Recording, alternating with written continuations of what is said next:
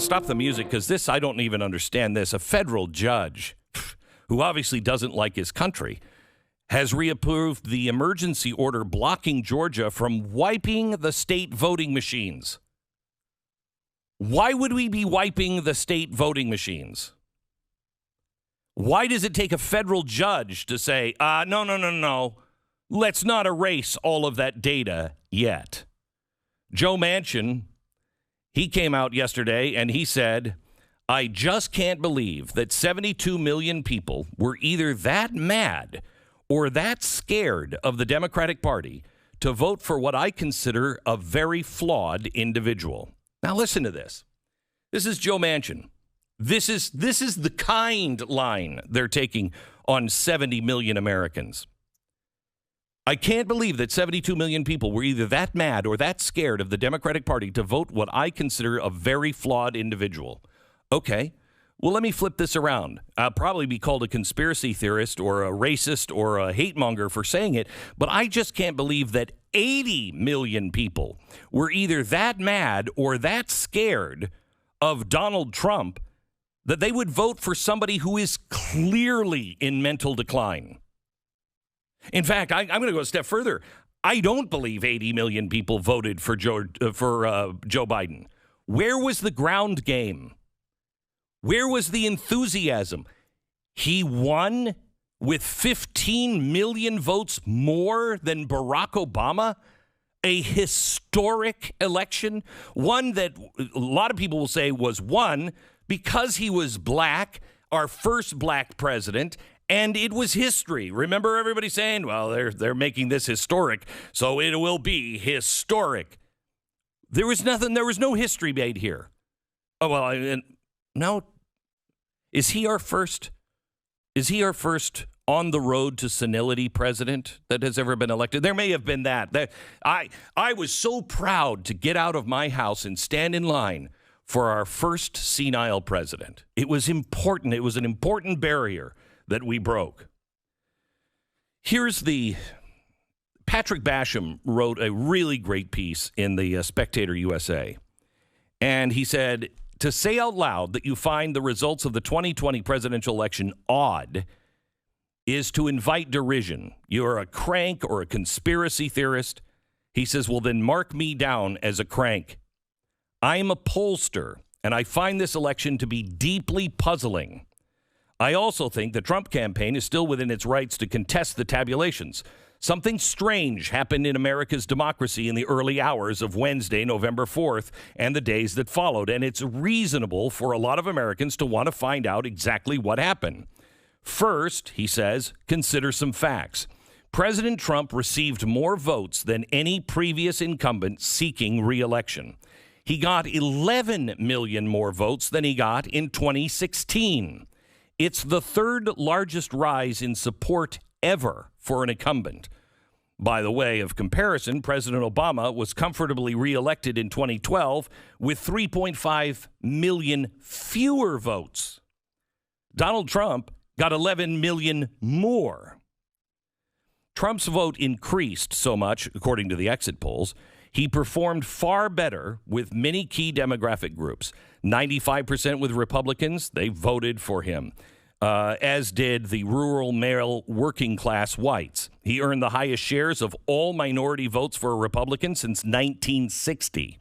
Trump grew his support among black voters by 50%. Nationally, Joe Biden black supporters fell well below 90%, the level below which Democratic presidential candidates usually lose. Trump increased his share of the national Hispanic vote to 35%. With 60% or less of the national Hispanic vote, it's mathematically impossible for a Democratic presidential candidate to win Florida, Arizona, Nevada, and New Mexico. Bellwether states swung further in Trump's direction than in 2016. Florida, Ohio, Iowa, each defied America's media polls with huge wins for Trump. Since 1852, only Richard Nixon has lost the Electoral College after winning this trio. And that 1960 defeat of John F. Kennedy was still the subject of great suspicion. Midwestern states, Michigan, Pennsylvania, Wisconsin, always swing in the same direction as Ohio and Iowa, their regional peers. Ohio, likewise, swings with Florida. Current tallies show that outside of a few cities, the Rust Belt swung in Trump's direction. Yet Biden leads in Michigan, Pennsylvania, and Wisconsin. Why? Because of an apparent avalanche of votes in Detroit, Philadelphia, and Milwaukee. Biden's winning margin was delivered almost entirely from such voters in these cities, as coincidentally his black voters spiked only in the exact locations necessary to secure victory. Remember, he went down in black votes. We're told that Biden won more votes nationally than any presidential candidate in history, but he won a record low of 17% of counties. He only won 524 counties as opposed to the 873 counties that Obama won in 2008. Yet Biden somehow outdid Obama in total votes. Victorious presidential candidates, especially challengers, usually have down-ballot coattails. Biden didn't. The Republicans held the Senate, enjoyed a red wave in the House, where they gained a large number of seats while winning all 27 toss-up contests. Trump's party didn't lose a single state legislature and actually made gains at the state level, even in California. Another anomaly is found in the comparison between the polls and non-polling metrics. The latter includes party registration trends, the candidates' respective primary votes, candidates' enthusiasm, social media followings, broadcast digital media ratings, online searches, the number of especially small donors, and the number of individuals betting on each candidate. Late on election night, with Trump comfortably ahead, many swing states stopped counting ballots. In most cases, the observers went home. They were removed from the counting facilities. And then around 1 a.m., counting started again.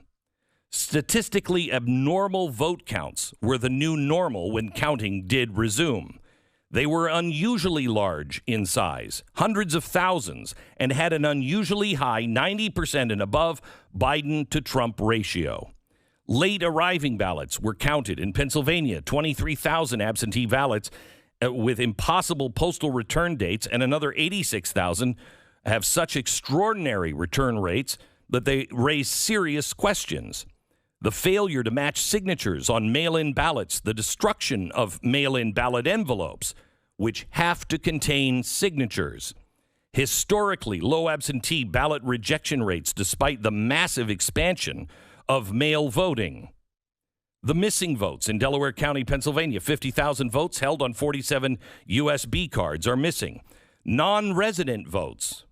The Voter Integrity Project estimates that 20,312 people who no longer met residency requirements cast ballots just in Georgia, where Biden's margin is 12,670. Serious chain of custody breakdowns, invalid residential addresses, record number of dead people voting, ballots in pristine condition without a crease, meaning they hadn't been mailed in envelopes as required by law. Statistical anomalies in Georgia. Biden overtook Trump with 89% of the votes counted.